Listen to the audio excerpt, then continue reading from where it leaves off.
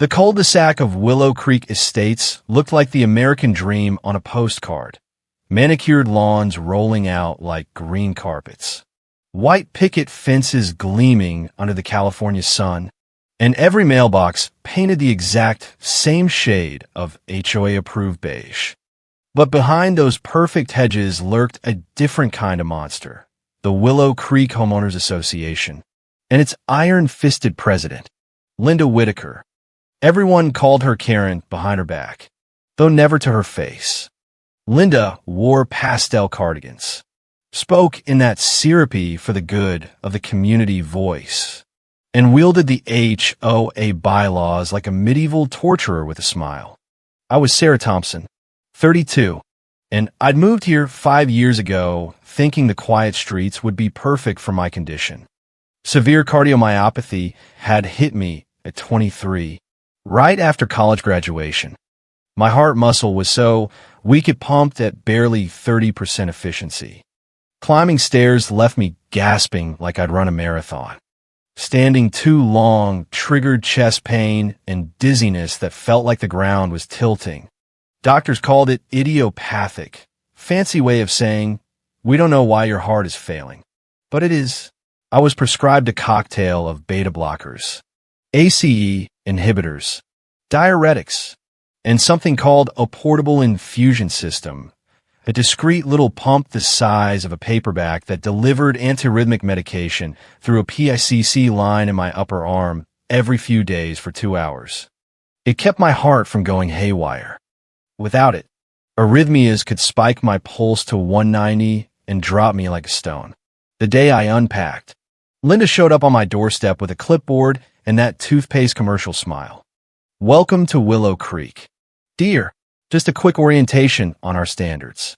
We do not allow visible clutter, anything that detracts from curb appeal. That little bag you're carrying? It looks medical. We prefer our residents keep personal items indoors. I try to explain it was life-saving equipment. She tilted her head like I'd spoken Swahili. Oh, honey, everyone has their little issues. But rules are rules. For the good of the community. Over the next 5 years, the mockery became background noise. At the monthly HOA meetings, Linda would sigh dramatically whenever I asked for an exemption to sit during the 2-hour community beautification workdays. Sarah, we all have to pitch in. You can't expect special treatment just because you claim you're tired. The board, her loyal minions, would chuckle. Drama queen, one neighbor whispered loud enough for me to hear. Another posted on the HOA Facebook page. Some people use health problems as an excuse to skip volunteer hours. Not naming names, but you know who. Comments poured in with laughing emojis. I never replied. I just kept my head down, worked remotely as a medical transcriptionist for my home office, and let them believe I was the lazy one milking sympathy. What none of them knew, what I never told a soul in Willow Creek, was that my little transcription job had turned into something massive. Transcribing thousands of reports taught me every inefficiency in healthcare documentation. 3 years ago, I coded an AI platform that cut doctors' paperwork time by 60%. A big tech health company bought it last year for $18 million. After taxes and investments, I pocketed $7 million, plus a fat consulting retainer.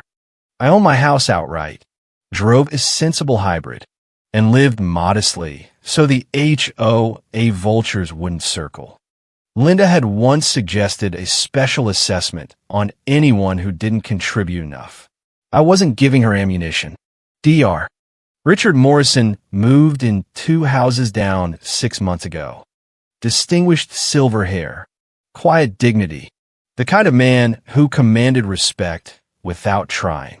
I recognized the name immediately. Chief of Cardiology at St. Catherine's, one of the top heart failure specialists in the country. He'd treated patients like me for decades. We nodded politely at the mailbox a few times, but I never mentioned my condition. I didn't want pity or HOA gossip. The annual Willow Creek Summer Block Party was the crown jewel of Linda's calendar. A time for neighbors to bond under our beautiful standards, Her emails gushed. This year it was in the Central Park, fairy lights, grill stations, mandatory festive attire. I almost skipped it. My quarterly checkup the day before had been encouraging. Ejection fraction up to 38% thanks to the new infusion protocol. Dr. Morrison, my actual cardiologist for 9 years, though no one here knew, had handed me his personal cell. If stress ever spikes, Sarah, call me. Immediately. Your family, well, your neighbors have a pattern of dismissal that borders on medical abuse. I'd laughed bitterly. They think I'm faking for attention. He hadn't smiled. Documented evidence says otherwise. 9 years of echoes. Labs. Hospitalizations. If you ever need it, I'm your witness. Saturday dawned perfect, 78 degrees. Blue skies. The kind of day that made you forget Willow Creek was ruled by a pastel tyrant. I timed my infusion for 2:30, right after the opening remarks. The pump hummed quietly in my crossbody bag, the PICC line hidden under a loose linen shirt. I arrived at 2:15 carrying a modest fruit salad, hoping to blend in. Linda spotted me instantly. Sarah, so glad you could make it despite your limitations. Her smile never reached her eyes. Remember, we expect full participation, no sitting out the games. It's about community spirit. I nodded, found a chair near the edge of the pavilion, and waited for the pump to start. For the first hour, everything was fine. I chatted with Mrs. Patel about her garden. I even laughed at Uncle Bob's bad jokes. The infusion flowed steadily. Then Linda started drinking her special lemonade, code for spiked.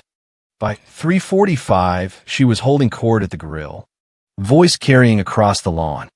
Unlike some residents who claim they can't help because of invisible conditions, I'm out here making sure everything runs smoothly. Heads turned. A few chuckles rippled. My pulse fluttered, a warning sign. Stress was my worst trigger. Linda, please, I said quietly when she marched over. I'm not causing any trouble. She pointed at my bag with a manicured nail. That thing is an eyesore. We have rules about visible medical props at community events. It ruins the aesthetic. For the good of the community. Dear, hand it over. I step back. It's not a prop. It's keeping my heart stable. Her laugh was pure vinegar. Oh, Sarah, we've all heard that story for years. Time to stop milking it. She lunged, grabbed the strap, and yanked hard. The PICC line tore partially out of my arm. Pain exploded. The pump hum died mid-infusion. My heart lurched, flutter. Then chaos. Vision tunneled. The world tilted. You're not dying, Linda sneered as I crumpled. This is just another performance. Laughter started from the crowd, until strong arms caught me in a calm, authoritative voice cut through the noise like a scalpel. I'm a doctor. Everyone step back now. Dr. Richard Morrison lowered me gently to the grass. Fingers already on my wrist. 180, maybe 190. Sarah, can you hear me? I managed a weak nod. The park had gone graveyard silent. Linda stood frozen, the torn pump still dangling from her hand like a dead snake. Her face had drained of color faster than cheap wine. Dr. Morrison rose to his full height, silver hair catching the sunlight, presence filling the entire pavilion. He looked straight at Linda and spoke 7 words that sucked the air out of the party. You just committed felony assault. I'm a witness. Gasps rippled. Linda's mouth opened and closed like a landed fish. I was just enforcing the rules. That bag was unsightly. Dr. Morrison didn't raise his voice. He didn't need to. I'm Dr. Richard Morrison, Chief of Cardiology at St. Catherine's Hospital. I've been Sarah Thompson's cardiologist for 9 years. That unsightly bag contained a portable infusion pump delivering critical antiarrhythmic medication. You just ripped the line out of a patient with documented severe cardiomyopathy. He held up his phone, and I've been recording the entire event. HOA live stream requirement. Remember? Your exact words. Your actions. Everything is time-stamped. He turned to the crowd, voice carrying with quiet thunder. Sarah's heart operates at 38% capacity. She requires precise medication infusions to prevent fatal arrhythmias. This is not opinion. This is 9 years of echocardiograms, stress tests, 3 hospitalizations, and irrefutable medical records. What you just witnessed was not drama. It was a medical emergency caused by physical assault on a disabled resident. Mrs. Patel whispered, but she always seems fine. Heart disease is invisible, Dr. Morrison said sharply. That's why it's called an invisible disability. Sarah has managed it with incredible strength while your HOA president has spent years mocking her, fining her, and now physically harming her, all in the name of aesthetics. He crouched beside me again. Pulse still 160. We need the hospital. My car is faster than an ambulance. He helped me up, supporting most of my weight. The crowd parted like the Red Sea. Linda stumbled forward, voice cracking for the first time. It was an accident. I didn't know. Dr. Morrison's eyes were ice. You didn't know because you never asked. You never reviewed her medical documentation. You chose to bully a resident with a documented disability rather than read a single page of evidence. That choice just became a felony. As we reached the parking lot, I heard Linda's husband mutter, "This is going to ruin the HOA's reputation." I almost laughed through the pain. Reputation? She just assaulted me on camera in front of 50 neighbors. At St. Catherine's, Dr.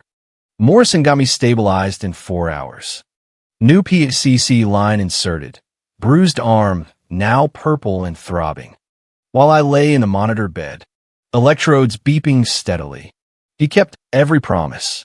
Police arrived at 7 p.m., 2 officers, professional and visibly disturbed. Miss Thompson, the female officer said, "This isn't just HOA nonsense. Ripping medical equipment from a disabled person, causing bodily harm and a cardiac emergency. That's felony assault and reckless endangerment in this state. We're taking it extremely seriously." They photographed my injuries, bagged the damaged pump as evidence, and left with Dr. Morrison's video and full 9-year medical file. Arrest warrant for Linda Whitaker will be issued within 24 hours. My phone wouldn't stop buzzing.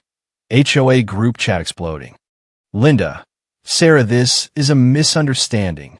Drop the charges for the sake of community harmony. Board member Dave, you're tearing the neighborhood apart over one little mistake. Be the bigger person. I forwarded every message to my lawyer, the one I'd quietly retained after selling my AI company. She texted back within minutes. These texts are pure gold. Pattern of harassment and ableism documented. Save everything. We're going nuclear. Linda was arrested Sunday morning at 9. Cops showed up at her perfect beige house while she was still in her robe. The video went viral in the HOA chat before she even made bail. Neighbors who'd laughed at the party were suddenly posting, "I had no idea," and "This is horrifying." But the board doubled down in private texts. My lawyer collected them all. Monday, I received a certified letter from the HOA. Due to ongoing legal matters, your participation in community events is suspended until resolution. I laughed so hard my fresh PICC line ached. Suspended? I just survived a cardiac event caused by their president. Dr. Morrison visited that evening with takeout and a serious face. In 25 years, I've never seen anything like this. The casual cruelty, the public mockery, then physical violence, all because an invisible illness didn't fit their aesthetic standards. This is textbook medical abuse wrapped in HOA bylaws. He shook his head. You endured it silently for years. Most patients break. You built an empire instead. I blinked. You know about the company? He smiled for the first time. Medical transcriptionist who revolutionized documentation. The acquisition made the hospital newsletter. I've been waiting for you to trust me enough to mention it. You didn't need to hide, Sarah, but I understand why you did. That night, Brittany, the only neighbor who tried to stop Linda at the party, texted, I left the board. I'll testify. What she did was monstrous. Witnesses were lining up. The tables were turning, and Linda Whitaker, queen of pastel cardigans and petty fines, was about to learn that some rules even an HOA president couldn't rewrite. The preliminary hearing was 3 weeks later. Linda's lawyer tried for a plea, community service, anger management classes, restitution for my medical costs. The district attorney laughed in open court. Your client assaulted a disabled resident on video, interrupted life-saving medication, and triggered a documented cardiac emergency. Dr. Morrison's testimony alone is devastating. We're going to trial. Linda sat in her pastel cardigan, looking smaller than I'd ever seen her. The perfect hair was dull. The smile was gone. She kept glancing at me with something that might have been fear. Good. My lawyer filed the civil suit the same week. Emotional distress, medical bills, pain, and suffering. When she disclosed my financial status, for the record, $7 million in assets, outright home ownership, 6-figure consulting income, the courtroom actually gasped. Linda's face went the color of old oatmeal. The woman who'd called me barely scraping by on transcription work for years suddenly realized she'd bullied a millionaire who could afford the best legal team in the state. The pressure campaign from the HOA board went into overdrive, all in writing, because they still hadn't learned. Linda's email, Sarah, you're destroying the community fabric. We've always tried to be understanding of your issues. Forgiveness is a neighborly virtue. Board member Dave, if you proceed, don't expect any more leniency on your property assessments. Think of the children. Even the neighborhood Facebook page filled with passive-aggressive posts. Some people use their health as a weapon against those who only want perfect harmony. Sad. My lawyer forwarded every screenshot with a note. They just handed us exhibit after exhibit of a pattern of dismissal and retaliation. Thank them for me. Trial lasted 3 days and felt like a masterclass in karma. Day 1, Dr. Morrison on the stand for 4 hours. He brought my full 9-year file, thick as a phone book. He walked the jury through every echocardiogram, every hospitalization, every medication adjustment. Then he played the video frame by frame. When Mrs. Whitaker removed the infusion line, she interrupted medication, actively preventing arrhythmia. The result was immediate. Heart rate jumped to 190. Without intervention, this could have been cardiac arrest. The prosecutor asked the killer question. In your expert opinion, was Sarah Thompson faking her condition? Dr. Morrison's answer landed like a hammer. Absolutely not. You cannot fake 9 years of objective medical data. What happened here was not drama. It was attempted murder by ignorance wrapped in HOA arrogance. Linda's lawyer tried cross-examination, but the bylaws clearly state no visible clutter. Dr. Morrison smiled coldly. Bylaws do not supersede the Americans with Disabilities Act or criminal law. Attacking a disabled resident to enforce aesthetics is not a defense. It's evidence of motive. Day 2, the video played in open court. 50 neighbors watched themselves laugh while I collapsed. Then they heard Dr. Morrison's calm voice. You just committed felony assault. I'm a witness. Brittany testified next. Voice steady. I tried to stop her. I recognized the medical equipment. Linda was drunk on power, not lemonade. She'd been targeting Sarah for years. Fines, public shaming, all because the pump didn't match the beige aesthetic. Day 3, I took the stand. I described 5 years of quiet endurance, the fines for visible medical items, the Facebook mockery, the exclusion from events. I never asked for special treatment. I just asked to live without being called a liar in my own neighborhood. The defense tried to paint me as oversensitive. Did you ever explicitly tell Mrs. Whitaker not to touch your equipment? I looked straight at Linda. I told her for 5 years I had a life-threatening heart condition. I showed her medical letters. The fact she needed an engraved invitation not to rip life-saving equipment out of my arm says everything about how the HOA viewed me. Linda testified last. It went exactly as badly as expected. I thought she was exaggerating for attention. The community standards, the prosecutor cut her off. You thought based on zero medical evidence, zero doctor consultations, and 9 years of documented proof you refused to read. Then you acted on that ignorance with violence. That's not a standard. That's a crime. The jury deliberated for 90 minutes. Guilty on all counts. Felony assault on a disabled person. Reckless endangerment. Destruction of medical equipment. Sentencing came 2 weeks later. Linda received 12 months in county jail, 3 years probation, 200 hours of community service at a cardiac rehab center. Ironic, and full restitution plus civil damages my lawyer negotiated quietly for another $100,000. The judge addressed the entire HOA board in the gallery. I have never seen a more blatant case of ableist harassment disguised as community standards. The texts, the emails, the public mockery, you all participated in medical abuse for years. If any of you continue to target Ms. Thompson, restraining orders will be issued. She owes this neighborhood nothing. Not forgiveness. Not another dime. Nothing. The gavel fell. Linda's perfect world cracked wide open. 8 months later, Linda had served her time and emerged a ghost of her former self. The pastel cardigans were replaced by court-mandated community service scrubs.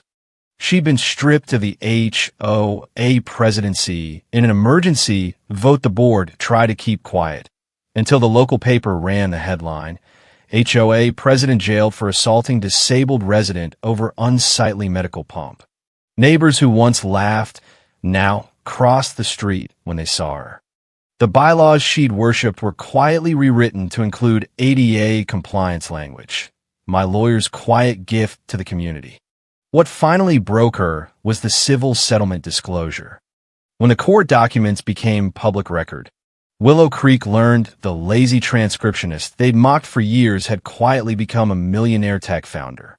Linda's husband called me once, voice shaking. We had no idea you were successful. Linda feels terrible. I almost hung up laughing. She felt terrible when she thought I was broke. Now she feels terrible because I have money. Tell her my worth was never measured in dollars. It was measured in whether she believed a disabled woman's documented truth. She failed that test for 5 years. I haven't spoken to the HOA board since.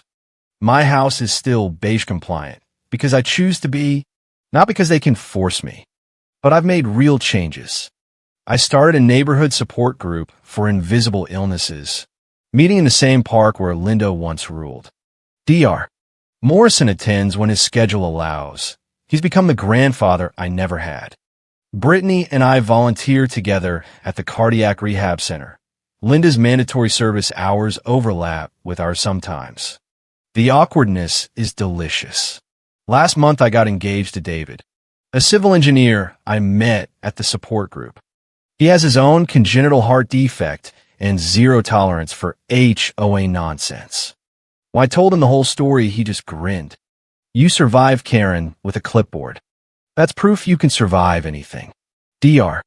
Morrison is walking me down the aisle. The wedding will be small, real friends, no pastel tyrants. The best part? Last week, the new HOA president, a quiet retired nurse, sent me a handwritten note. We've learned. The bylaws now protect residents with disabilities. Thank you for forcing us to grow. I framed it, not because I forgive Linda Whitaker. I don't. I framed it because it proves something important. Even the most rigid, rule-obsessed micro-tyranny can be forced to change when one quiet resident refuses to stay silent anymore. Willow Creek still looks perfect on a postcard.